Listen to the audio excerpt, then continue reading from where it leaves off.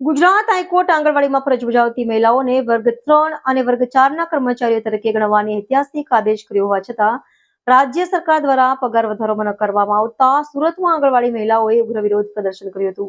હાઈકોર્ટના આદેશ છતાં અન્યાય આંગણવાડી મહિલા કર્મચારીઓની મુખ્ય માંગણી છે કે આંગણવાડીમાં ફરજ બજાવતી મહિલાઓને સન્માનજનક દરજ્જો આપવો જોઈએ। હાઈકોર્ટે તેમને વર્ગ 3 અને વર્ગ 4ના કર્મચારીઓ તરીકે ગણવા માટે આદેશ કર્યો છે, જેનાથી તેમના પગાર અને અન્ય લાભોમાં વધારો થવો જોઈએ। જો કે આ આદેશ બાદ પણ સરકારે પગાર વધારો ન કરતા મહિલાઓમાં ભારે રોષ જોવા મળી રહ્યો છે। સુરત શહેરમાં લગભગ 1000 જેટલી આંગણવાડી મહિલા કાર્યકરો અને તેડાગર બહેનો એકત્ર થઈ હતી। તેણે સૂત્રોચ્ચાર સાથે વિશાળ રેલી યોજીને પોતાનો વિરોધ નોંધાવ્યો હતો અને કલેક્ટર કચેરીએ પહોંચીને આવેદનપત્ર આપ્યું હતું।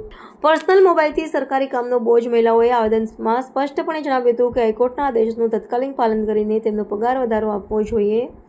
આ સાથે જ તેમણે બીજી એક મહત્વની સમસ્યા તરફ સરકારનું ધ્યાન દોર્યું હતું।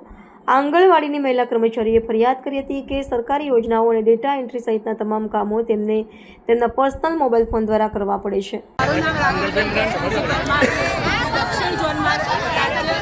રાજ્ય મહામંત્રી છું અને આજે અમે આ સુરતમાં એટલા માટે ભેગા થયા છે કે હમણાં 20મી ઓગસ્ટે નામદાર હાઈકોર્ટ તરફથી જે ચુકાદો આપવામાં આવેલો છે એ ચુકાદામાં આંગણવાડી વર્કર બહેનોને 24,800 પગાર આપવાનો અને હેલ્પર બહેનોને 20,300 રૂપિયા પગાર આપવાનું નક્કી કર્યું છે।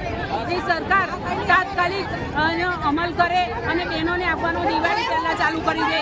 નાની નાની બાબતોનું આજે નામદાર હાઈકોર્ટે ધ્યાન દોરેલું છે, તો સરકારે પણ આ કાન ખોલીને સાંભળી લેવાની જરૂર છે અને આજે સરકારના કાન ખોલવા માટે અમે આજે અહીંયા ભેગા થયેલા છે અને અમારી જો આ માંગણીઓ અમારી પડતર માંગણીઓ પણ એટલી છે અને આ માંગણી પણ અમારી ના સંતોષાય તો અમે ઉગ્ર આંદોલન કરીશું।